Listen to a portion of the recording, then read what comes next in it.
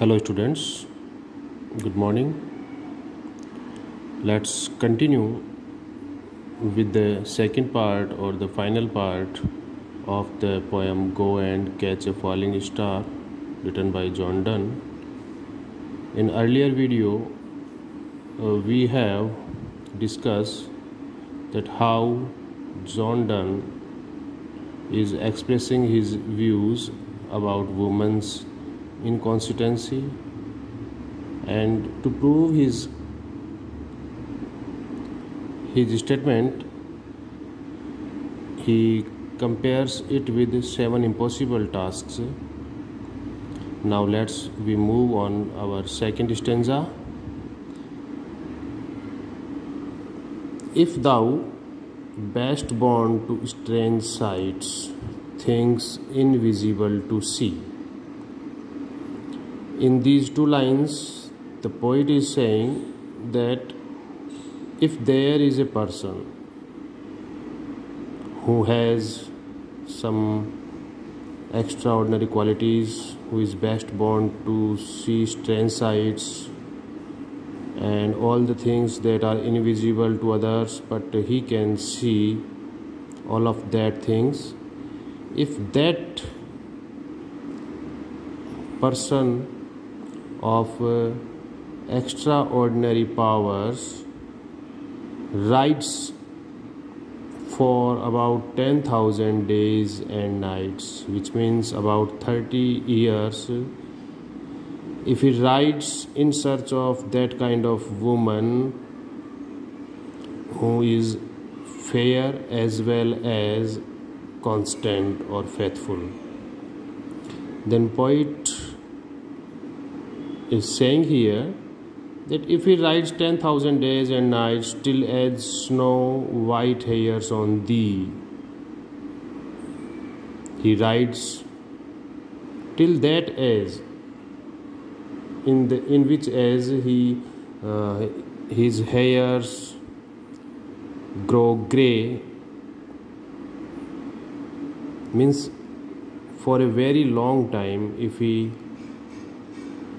goes in search of a lady who is fair as well as constant, thou when thou returnest will tell me all strange wonders that befell thee, and swear nowhere lives a woman true and fair. The John Donne is very much confirmed in his statement that he says that when that person returns, he will tell him all the strange wonders that he had seen in the way or the distant lands, but in the last he will swear and he will claim that nowhere lives a woman true and fair, means there is no one, no single woman in this world who is true and fair. Now we will move on to our third stanza. Here the John Donne is saying, if thou findest one, let me know, such a pilgrimage were sweet. Here John Donne says, if that person finds a woman of that kind who is true and fair, which has a least chance of that, which is not possible in his capacity, he says, if he is able to find that lady, let me know. He says, immediately tell me, because on going to such a lady will be a pilgrimage. Pilgrimage means a journey to God. Yet do not, I would not go. But again he is changing his statement, and he is saying that although the person claims that he had met that kind of lady who was true and fair, but yet he will not go to that place, because he is saying, though at next door we might meet, though she were true when you met her. He is saying that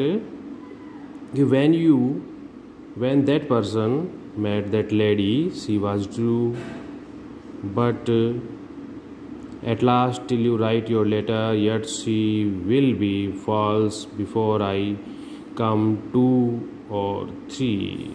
At last he is confirming his statement by saying that when you will write a letter to me informing that there is a lady who is true and fair, so that very moment she was true and fair, but when you will write a letter to me informing about this, she will have become false. And in this statement he is very much confirmed. He is saying that before I come there, she has been false to not only one person but also 2 or 3. These are the possibilities. So here in this poem we saw that John Donne is making a very derogatory statement for ladies. He is saying that there is not a single lady in this world who is true as well as fair. Thank you.